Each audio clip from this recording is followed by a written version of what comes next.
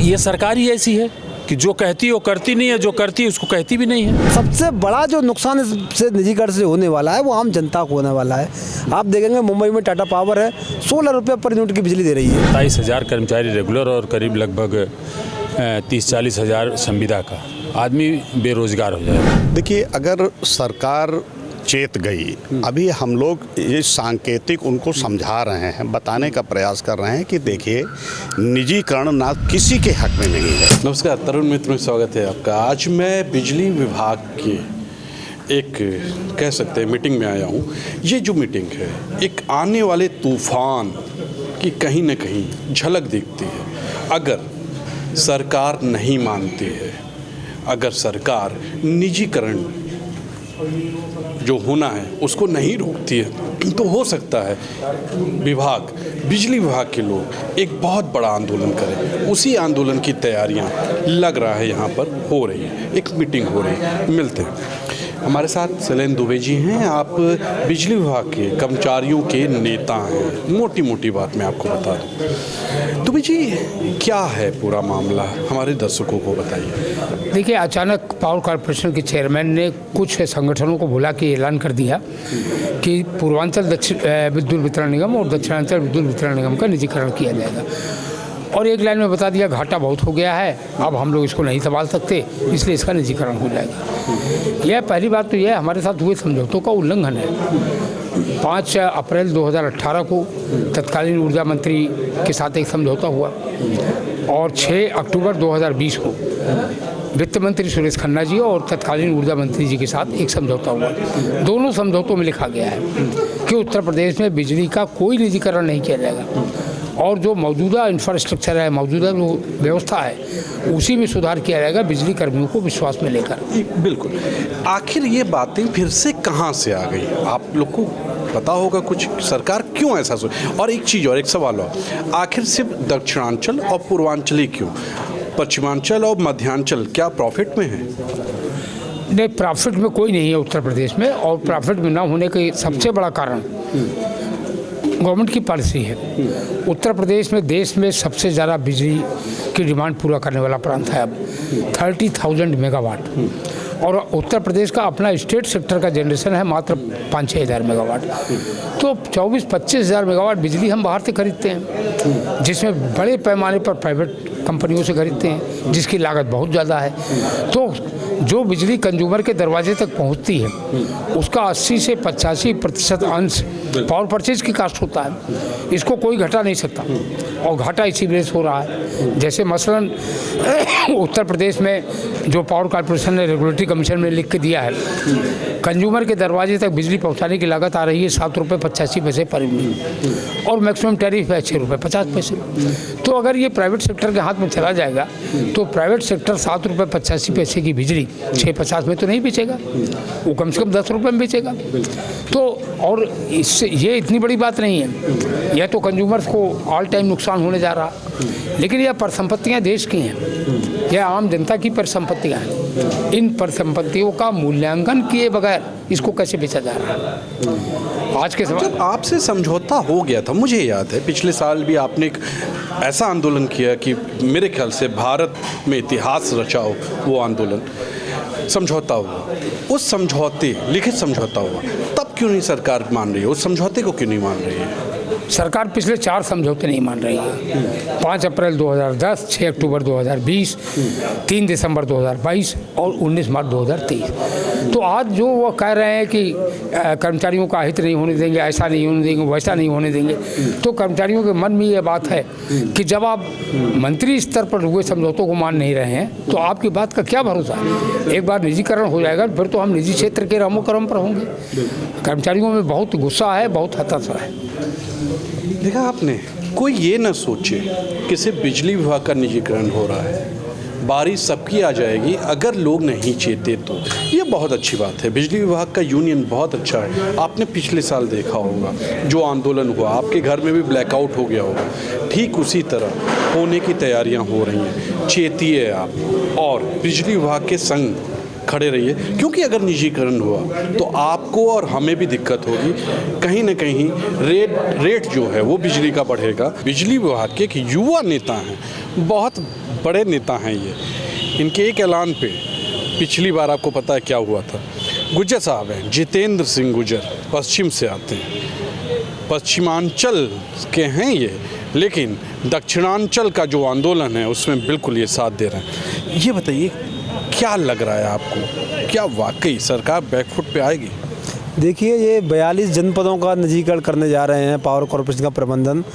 तो ये निजीकरण जो है, सबसे बड़ी बात ये है कि एकदम खुली तरीके से लूट होने वाली है, क्योंकि अरबों खरबों की संपत्ति है और कॉरपोरेट की जो निगाह है वो इन संपत्तियों पे है। आप जिस फील्ड हॉस्टल में अभी बैठे हैं उसकी लगभग 500 करोड़ की कीमत है। तो बिना इसका वो किए जो ऐसी है जिसे ऑडिट कराए, कैसे डिफाइन करो कितने की संपत्ति है। तो पहली बात तो संपत्तियों की लूट। दूसरा, आप जो फर्जी घाटा दिखाए हैं, ये घाटा कहीं है नहीं है, वो मैंने आपको पहले ही बताया था।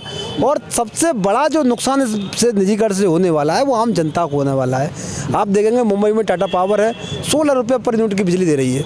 यहाँ किसान गरीब उपभोक्ता है, यहाँ पे 5 किलो अनाज पर लोग जीवन यापन कर रहे हैं गांव में। आप उससे कहो 16 रुपये पर यूनिट की बिजली से अपना जीवन यापन करेगा, उसकी वही स्थिति होगी जैसे आज बल्ब जल रहा है उसके घर में, वो लालटेन युग में चला जाएगा, क्योंकि इतनी महंगी बिजली वो नहीं अफोर्ड कर पाएगा। तो ये उपभोक्ता के रीच से बाहर बिजली जाने वाली है।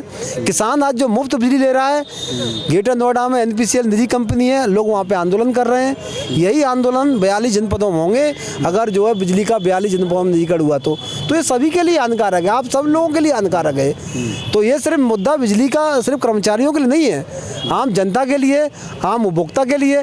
और सबसे बड़ी बात, जो प्रबंधन कह रहा है कि घाटा इतना हो गया है, हम इसको नहीं चला पाएंगे, हम नहीं चला सकते, तो प्रबंधन से मेरा स्पष्ट जवाब है, आप 3-3, 4-4 साल से यहाँ पे बैठे हो।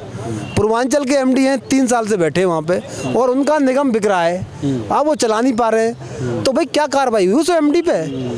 उस MD को, इस MD पे कार्रवाई क्यों नहीं हुई? आप बेच देते हो, आप विभाग को बेच दे रहे हो, लेकिन कार्रवाई नहीं कर रहे हो। बिल्कुल, आपने कई इंजीनियरों पे कार्रवाई की, हमने कोई उसका विरोध नहीं किया, ठीक है, जो काम नहीं कर रहा कार्रवाई होनी चाहिए। लेकिन जो 3 साल से बैठा है और उसका निगम बिक रहा है, तो क्या कार्रवाई की?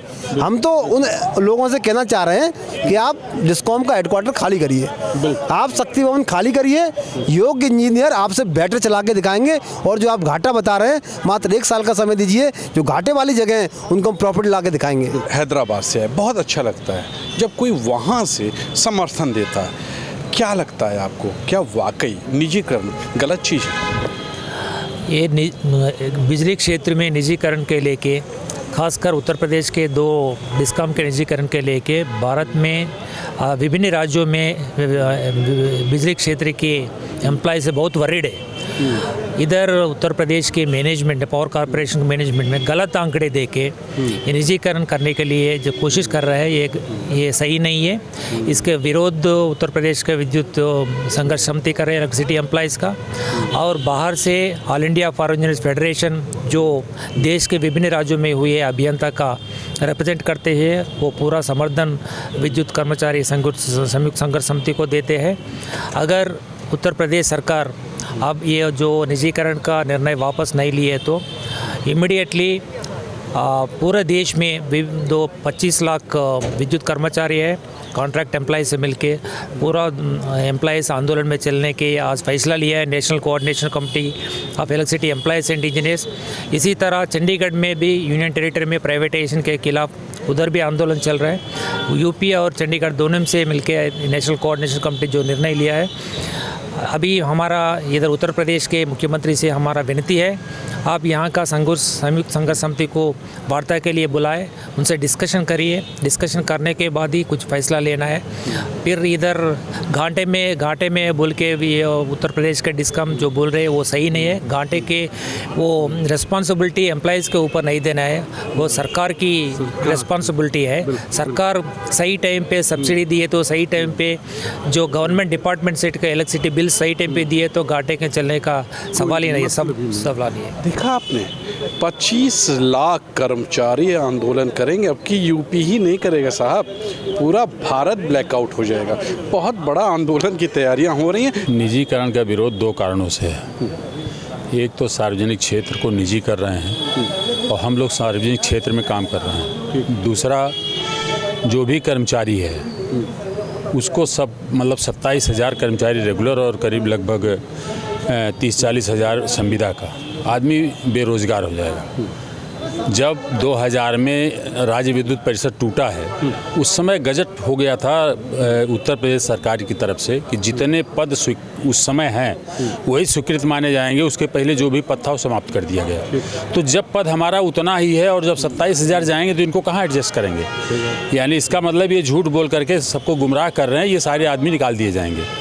और कॉमन कैडर होता है जूनियर इंजीनियर और अभियंता, और नीचे वाला तो उसी कंपनी का आदमी है। तो जब वो उस कंपनी से दूसरी कंपनी में जा नहीं सकता तो इसका मतलब उसको निकालना है। और कॉमन कैडर को भी ये कैसे एडजस्ट करेंगे जब वहाँ सारी जगहें भरी हुई हैं। दूसरा, जो किसानों और मतलब जनता का सवाल है, वो इतनी महंगी बिजली हो जाएगी जनता उसको एफर्ट मतलब नहीं कर पाएगी, एफोर्ड नहीं कर पाएगी। इसलिए कि आज हम 290 में भी देते हैं, 390 में बिजली देते हैं, किसान को फ्री दे रहे हैं, और उसकी सब्सिडी अगर प्राइवेट प्लेयर आएगा तो आप उसको 1-4 में दे दोगे और हमें दे नहीं रहे हो। और हमें कह रहे हो कि 46,000 सरकार 46,000 सरकार को देना पड़ेगा। 46 तो 2800 तो हमारा ऑलरेडी आपके ऊपर बकाया है, तो हम 4600 के कहाँ घाटे में हर साल हैं। नंबर 1, उसी तरह से जो निजीकरण का विरोध इसलिए कि जनता का आज आप यहीं NPCL है मतलब ग्रेटर नोएडा अथॉरिटी में, वहाँ प्राइवेट है बिजली। आज किसान आंदोलन कर रहा है, आज यहाँ नलकूप को फ्री बिजली मिल रही, वहाँ नहीं मिल रही। उसी तरह से टोरेंट का आपने देखा है कि हम खरीदते हैं अधिक दाम पे, देते हैं उनको कम दाम पे। भाई वो जनता तो नहीं है ना। तो ये सारी चीज़ों का जो ले करके केवल ये अपना जो जेब भर रहे हैं, अपनी पार्टी का जेब भरने के लिए ये दलाली करके जो ऐसा किया जा रहा है उसका हम लोग विरोध कर रहे हैं। और उस विरोध के तहत ये कर नहीं पाएंगे, क्योंकि हमारे साथ 2 समझौते भी किए हैं 18-19 में। तो यानी या तो अपनी बात से, जैसे आज का मंत्री समझौते से क्यों मुकर रहे हैं? भाई ये सरकार ही ऐसी है कि जो कहती है वो करती नहीं है, जो करती है उसको कहती भी नहीं है। ये सरकार ऐसी ही है। क्योंकि श्रीकांत शर्मा ने हम लोगों क्या नाम है वर्तमान मंत्री ने आपके लोगों के सबके सामने हम लोगों ने समझौता किया था, उनका AK शर्मा ने, और प्रेस नोट जारी हुआ था जो इनके दस्तखत से जारी हुआ है। सारी चीज़ें जन सूचना विभाग से इन्होंने ट्विटर हैंडल पर चेयरमैन को किया, वो ट्विटर हैंडल की भी हम लोग के पास डिटेल है। इसके बाद जब आप पूछ रहे हो 6 महीने बाद, तो कहना हमने कोई समझौता ही नहीं किया।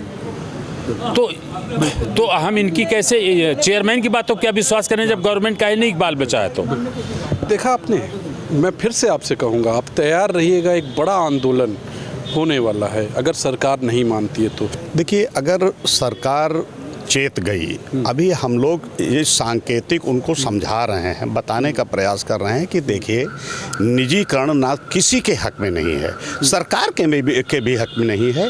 इसलिए सरकार के हक में नहीं है कि सरकार के हाथ से एक तरह से व्यवस्था ही निजी के पास चली जाएगी। और हमारी जो 28,000 करोड़ के आसपास की जो प्रॉपर्टीज़ हैं ये निजी के हाथों में दे रहे हैं। और अगर इनका एक तर्क है कि यहाँ पर घाटे में है, तो इसका मतलब सरकार की मंशा गलत है। आप समझ लीजिए चंडीगढ़ की जो विद्युत व्यवस्था है वो फ़ायदे में चल रही है। अगर ये फ़ायदे को भी फ़ायदे वाली कंपनी को भी देना चाहते हैं, घाटे वाली के देना चाहते हैं, आखिर इनकी मंशा क्या है? मुझे लगता है कि निजीकरण करके ये फ़ायदे के काम करना चाहते हैं। सरकार अपना अस्तित्व खोना चाहती है, मेरा आरोप है सरकार अपना अस्तित्व खोना चाहती है। अगर ये सरकार के हाथ में है तो ये कर सकते हैं। आप बताइए कि जो बिजली ये हमको प्राइवेट कंपनी को ये सस्ती बिजली देते हैं, वो महंगी बेचता है, वो उससे प्रॉफिट उठाता है। हमको ये महंगी बिजली देते हैं। हमारे जो उत्पादन के क्षेत्र, जो विभाग के उत्पादन के क्षेत्र थे, उसमें जो कम रेट की बिजली पैदा होती थी उसको इन्होंने, इनकी मंशा पे, फिर वही मैं कह रहा हूँ, इनकी मंशा पर सवाल है। सरकार की मंशा इसको किस ओर ले जाने की है वो साफ करें। अगर वो घाटे के लिए कर रहे हैं, ये मुनाफे का विभाग बनाना चाहते हैं, क्या सार्वजनिक क्षेत्र में ये मुनाफा कमाना चाहते हैं? अगर ये मुनाफे के लिए नहीं कर रहे हैं, अगर ये सबको और विकास की तरफ ले जाने का, इनकी पहले तो ये बताएं कि आखिर ये चाहते क्या हैं। करम मेरे, आपने पूरा विभाग को समझा है, आज मैं भी समझा कि अगर प्राइवेट हो जाता है तो आम आदमी को कितनी दिक्कतें होंगी। वैसे कर्मचारियों को तो होनी है, आम इंसान को भी होनी है। आपको क्या लगता है सरकार इस बार भी मान जाएगी जैसा पिछली बार 2-3 बार से मान रही है? लेकिन सर जी, हम लोगों ने पिछले साल भी ये आंदोलन कवर किया था। तो ये सरकार तो थूकेगी और चाटेगी, ये फिर आएंगे घुटने के बल, इनको मानने पड़ेगा। देखिए, निजीकरण का जो मामला है, वो निजीकरण का मामला आज से नहीं, कई साल से ये लोग पेच लगाए हैं कि कैसे करके निजीकरण हो जाए बिजली विभाग का। हो नहीं पा रहा था, अलग बात है। अब है समस्या क्या रही विभाग में, क्योंकि विभाग के मंत्री हैं के शर्मा और जो उसके अपर मुख्य सचिव हैं, प्रमुख सचिव हैं ऊर्जा, उनके बीच में आपस में ही तालमेल नहीं है। विभाग में जो एमडी हैं पूर्वांचल के, मध्यांचल, दक्षिणांचल के, उनमें आपस में तालमेल नहीं है। तो राजनीति हर जगह हावी है। अब इंजीनियर लोग जब एकजुट होकर आए हैं और वो प्रदर्शन कर रहे हैं, जैसे कि 13 दिसंबर और 19 दिसंबर को निजीकरण के विरोध में देश भर में सब विरोध सभाएं की जाएंगी। फिर 22 दिसंबर को लखनऊ में और 25 दिसंबर को चंडीगढ़ में इसके खिलाफ एक बिजली पंचायत भी होगी। ये लगभग भारत भर के जितने भी बड़े एसोसिएशन हैं, ऑल इंडिया पावर कॉरपोरेशन के जो इंजीनियरों का एसोसिएशन है, वो सब भी मैंने देखा कि पूरे भारत के लोग अब जुड़ गए इनके साथ। अगर ब्लैकआउट होता है तो पूरे भारत में हो जाएगा। मेरा एक आपसे बहुत अहम सवाल है। अभी आपने कहा AK शर्मा प्रमुख सचिव, क्या आपको लगता है कि AK शर्मा प्रमुख सचिव इन लोगों के स्तर पे प्राइवेट की रणनीति बन रही है? नहीं, ये तो रणनीति भारत सरकार के यहाँ से है। देखिए, कुल मिला के भारत सरकार का सीधा सीधा सभी प्रदेशों की सरकारों को सीधा सीधा कहना है, और खासतौर से जहाँ भाजपा शासित है या भाजपा शासित जहाँ नहीं भी है, चाहे ममता बनर्जी की सरकार हो या कहीं तेलंगाना हो। देखिए, उनका सीधा मामला है। संसद आप देख रहे हैं 12 दिन से ठप चल रही है, चलने नहीं दिया रहे। सब कुछ अडानी को चाहिए। पावर सेक्टर में भी अडानी है, अंबानी है, अंबानी घराना भी है, टाटा का घराना भी है। ये तीनों जो बड़ी कंपनियां हैं, जो बड़े उद्योगपति हैं, ये सब पावर सेक्टर में हैं। और पावर सेक्टर एक ऐसा सेक्टर है जिसमें पैसा, प्रॉफिट बहुत है, और इन बड़े कंपनियों को समझ में आ रहा है कि ये प्रॉफिट है, तो उस प्रॉफिट का खेल है। अब उसमें पिसेगा कौन? आम जनता पिसेगी। अगर इंजीनियर हड़ताल करेंगे तो उसका इफेक्ट पड़ेगा आम जनता और किसान पे। किसानों के लिए ये मौसम बहुत इम्पॉर्टेंट है। अभी गेहूं की बुआई होगी, जब बुआई होगी तो उसमें पानी चाहिए। जब बिजली नहीं आएगी तो उस खेत में अनाज कहाँ से पैदा करेगा किसान? आम जनता जो है वो कैसे? बच्चों का अभी मार्च में बोर्ड का एग्जाम आ जाएगा, बोर्ड का एग्जाम होगा, बोर्ड का एग्जाम जो बच्चा दे रहा है वो कैसे पढ़ाई करेगा? देखा आपने, ये सोच लीजिए आने वाला समय एक बहुत बड़ा आंदोलनकारी समय साबित होगा।